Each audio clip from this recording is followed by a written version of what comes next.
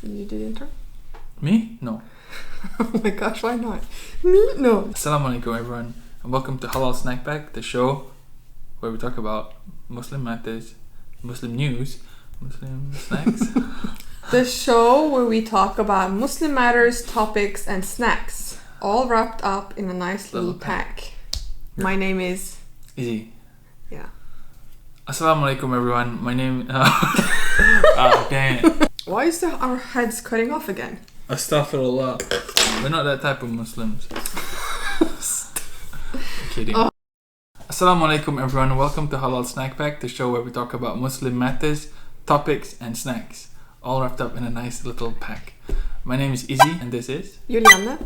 Today we're going to be talking about a few topics that revolves around our favorite Islamophobic country. Can you guess? It's not our favorite. I don't like them. We've been there. I've actually been there. I've been there. Yeah, we've been there. I learned how to cook their food. It sucks! What did we say last time? Like, chill? So, as some of you have might... As some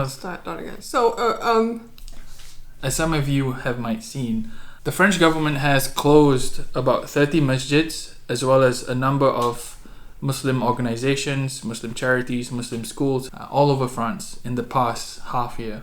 As you can imagine, it's quite alarming and it's alarming, but it's not surprising, to be honest. No. If you were to look at Europe and if you were to place a headquarters of Islamophobia, it would be in France. It's also so funny because France is the one country in Europe with the biggest Muslim population. True, right. Like, you would think living side by side with Muslims, they would know that there's nothing to fear. Do you want to start banning Muslim names? Muslim names, yeah. Like, that's what? True. How, like, what are you fearing? What are you, like, fearing? I honestly don't like the word Islamophobe, because a phobia is something that you have an irrational fear of. You don't have an irrational fear of Muslims or Islam. It's based on being unknowledgeable, being maybe racist. You know, that's a lot of the times the source, the foundation of someone's view of Islam or Muslims is based on racism, but most of it is a bandwagon trend. They just jump on, let's hate the Muslims because they do this and that, according to Western media propaganda, according to the French president. Christianity phobia? Yeah, that would never be a word. There's no other term or like terminology that... There's no Satanism phobia, emophobia, where people are afraid of emos, you know. Punk phobia. Punkers. So essentially why I feel they're doing this is simply because they're afraid of Islam. Not afraid of the religion itself, but they're afraid of Islam spreading. They're afraid of the rise of Islam. They're afraid of Islam being so commonplace everywhere that people were like, you know what, I really like this way of life. If you were afraid of someone, you wouldn't go run up to them and pull their hijab off. This makes no sense. There's no logic there. If you're afraid of something, you try and go far away from it. This is not exposure therapy. Because Islam has been talked so much about negatively in the media or in the Western world, we see people actually looking into Islam because people think for themselves. Like, not everyone is like, you know, brainwashed. People think for themselves and want to see what is this all about? And then, alhamdulillah, a lot of people, they discover the truth. True. You know, a lot of people in the West, and France is included. Of course, I'm not saying this is limited to the West, because it happens in Muslim countries as well, as whatever Muslim country is nowadays. A lot of these people, they live hedonistic lifestyles. You know, they just do everything to pleasure themselves. Anything to consume, to mate, to eat, to do, just to pleasure themselves. They seek the ultimate pleasure in this life. And that's the thing about religion. That's the thing about Islam. We're not slaves to our desires. Whereas in a lot of societies, it's like, I'm not hurting anyone. I can do whatever I want as long as I get pleasure. As long as me. If I'm satisfied at the end of the day, then my life is fulfilled. But I think oftentimes when people do that, when they live that kind of lifestyle, are they truly happy? Are they truly satisfied? A moment worth of satisfaction, and then what were you left with? What happens when the high goes off? You're left sitting there in the dirt. You know, you turn back to the drink. You turn back to the bottle. Is that really how you want to live your life? And that's the thing about structure and discipline. That's what Islam gives us. It gives us structure and discipline. We are not slaves to our desires. They're always looking for the next thing. They're always looking for something more that they can satisfy themselves. If they've reached the peak, the pinnacle of satisfaction in this world, then what more is there for them? Or that's what they think. You know, that's why Islam has come to give us structure, has come to give us discipline and a way of life, and most importantly to fulfill our true purpose on earth. That is what people are fearing, that businesses are going to run out if you actually adhere to Islam. Yep. There's not going to be any alcohol, alcoholic businesses, any business within alcohol, gambling, prostitution, whatever, people are going to lose money, and they're afraid of that. They obviously don't want to lose money. That's why they fear Islam, in my opinion. People who hate on Islam, the simple truth is, you're not special. There's been many others like you, and there will be many more like you after. You're not special, you're not different. You're just another Islamic hater. And with or without you, Islam will progress. Islam will continue to grow and bloom and flourish. It doesn't matter if you disagree with us. Sure, disagree all you want. Yeah. We're here to please the creator, not the creations. Yeah. So the next little topic will also be about France. Little topic? Little topic. No, it's also very serious. It's just come to light that the Catholic Church in France since the 1950s, or since 1950, has... I don't know how to say it. They've been responsible for over 330,000 sexual abuse cases towards children. And they're trying to ban... and the thing is, we know that Catholics, Christians, that doesn't represent them. We know that. We understand that. Everyone else understands that. So why are they so caught up in Muslims are bad, Muslims are this, we have to ban Islam? Look at, we have this saying in Norwegian. I think it might be a saying in English as well, but I'll just directly translate it from Norwegian. Is that you have to sweep in front of your own door first. And that means take care of your own business before you start looking into other people's business. Make sure you are perfect before you start picking on other people and nitpicking their things. Look at your own people first. Look at your own religious organizations, or the state or church or whatever it is. Look at them first. Look what they've been doing. Are you going to ban Christians now? Are Christians bad people? Of course not. But that's not how it works for them. They think just Islam itself is bad. And it's so stupid. It's horrible. Obviously it is horrible, and it's nothing new that priests take advantage of people, and that pedophilia is something that occurs rampant.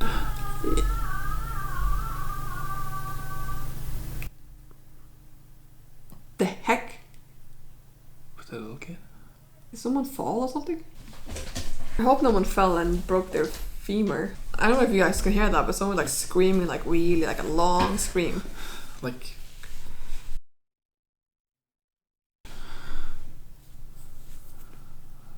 No.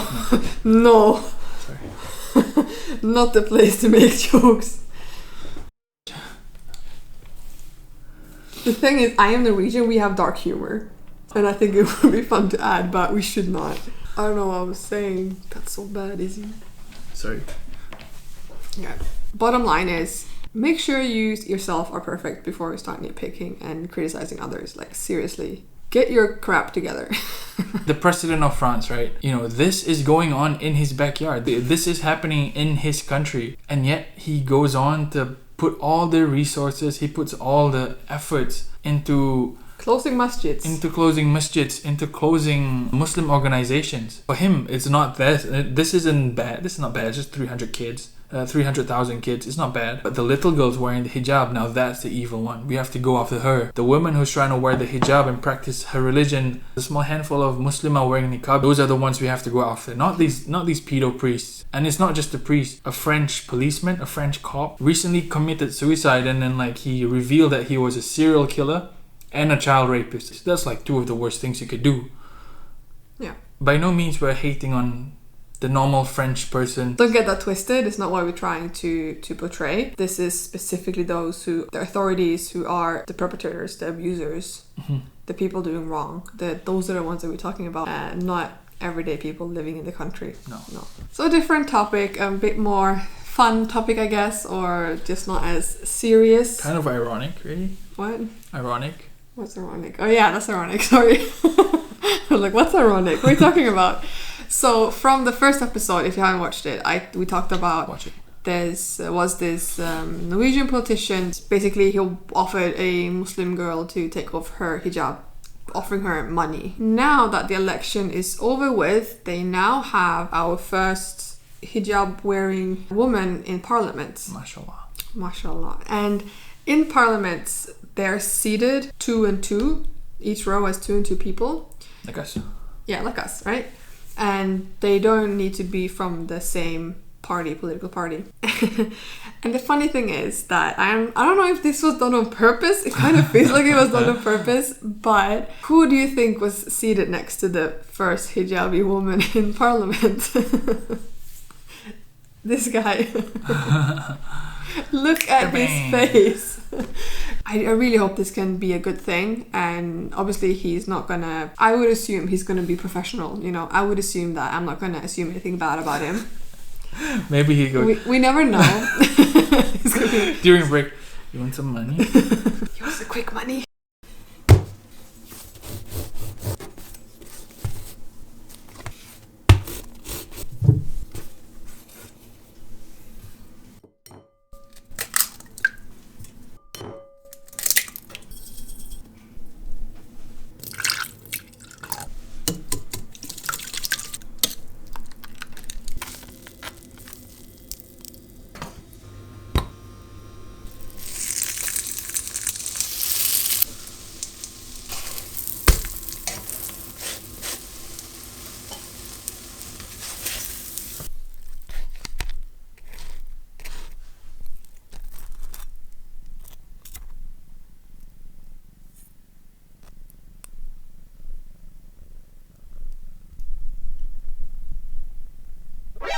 NANI?!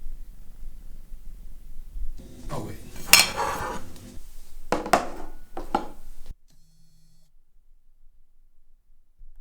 Snack segment.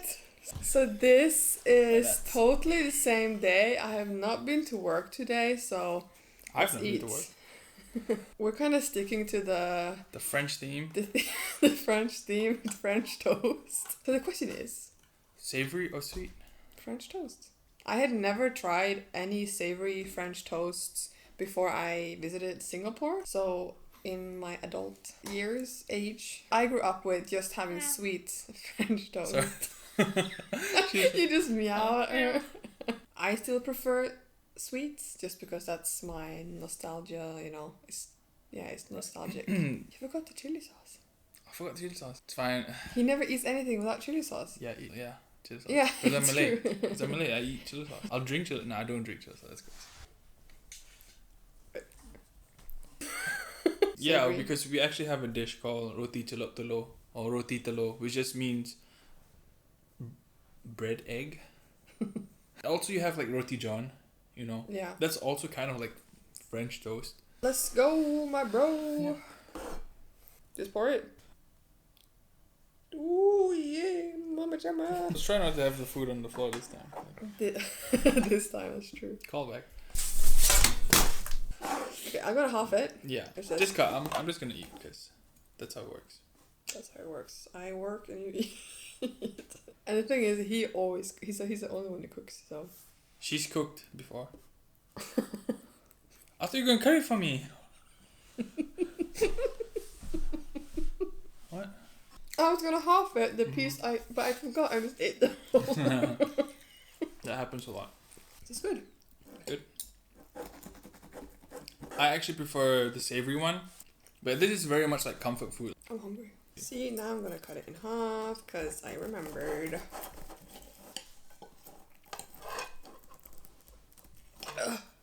Those that work out. It's not bad. You forgot the salami.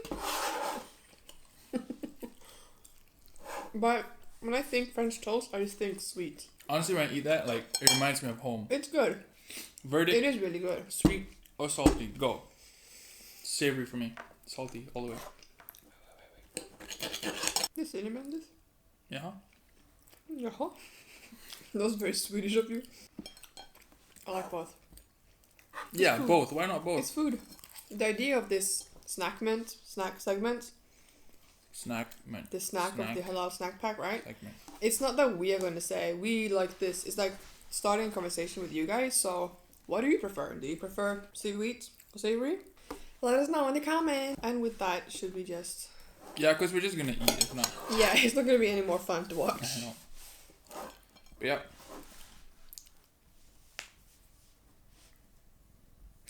Of course.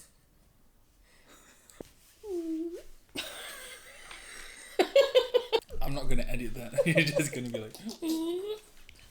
It's gonna be a cool transition. That's a transition. Let me try. No. Are we done?